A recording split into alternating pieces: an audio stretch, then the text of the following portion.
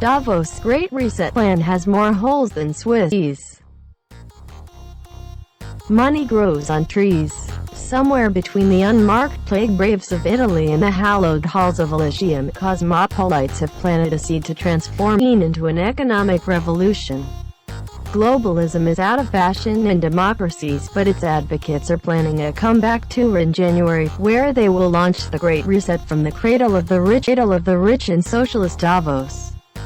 When globalists gather for the World Economic Forum in Switzerland each year, we expect virtue signaling, motherhood statements and tremendously vital play at the same time.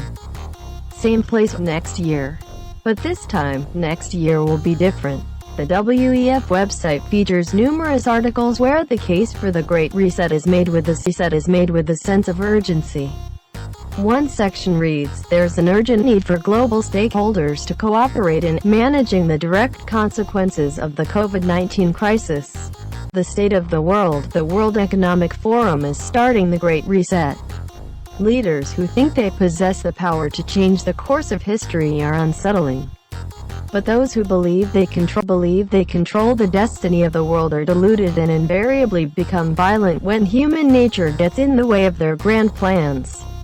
Improving the state of the world is a great ambition indeed. F has a plan.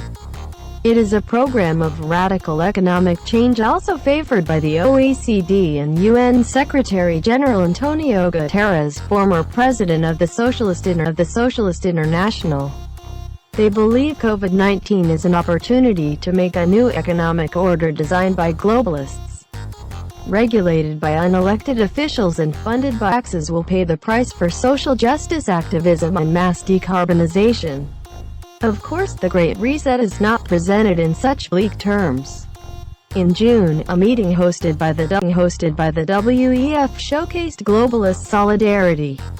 The reset set includes Prince Charles International Monetary Fund chief economist Gina Gopinath and major corporations Microsoft and MasterCard. Al Gore has offered support for it, as well as Democratic former U.S. Secretary of State John Kerry.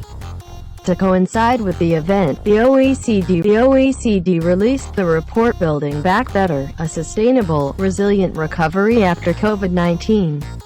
Like the UN, it is presenting an economic plan under the auspices of URI.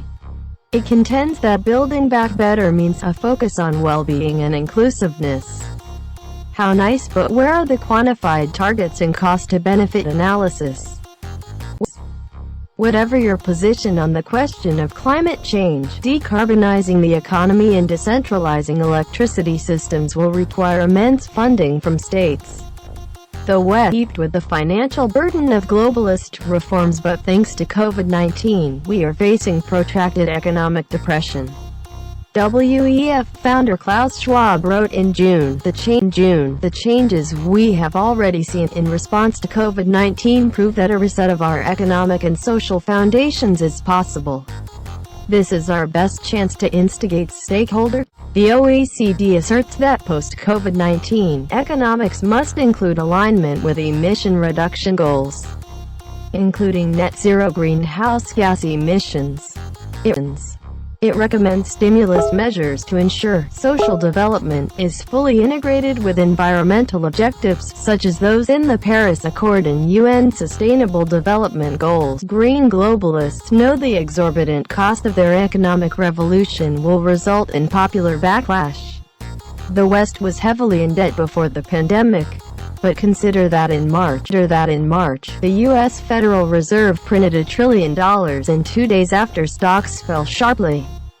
Time magazine pointed out that after the 2008 economic crash, the Fed poured $4 trillion over a period of 2 years. In 2020, it added $2.9 trillion in less than 3 months. The Congressional Budget Office found that U.S. government debt will be about the same size as the entire economy by year's end.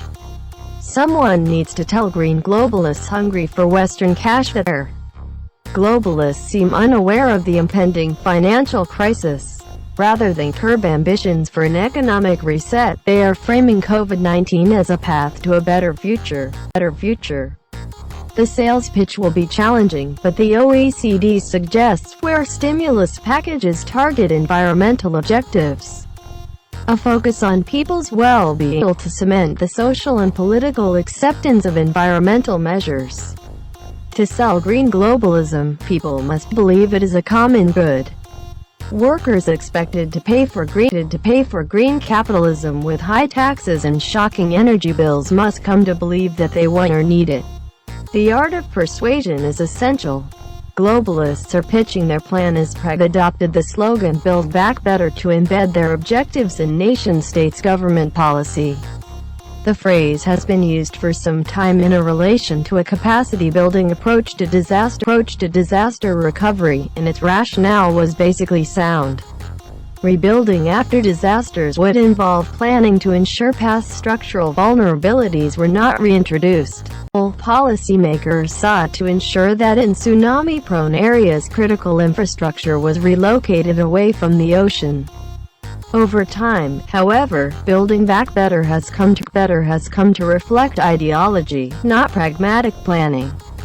The UN has decided building back better means a transition to renewable energy and green infrastructure, social inequality, more social welfare and an international system to deliver the objectives.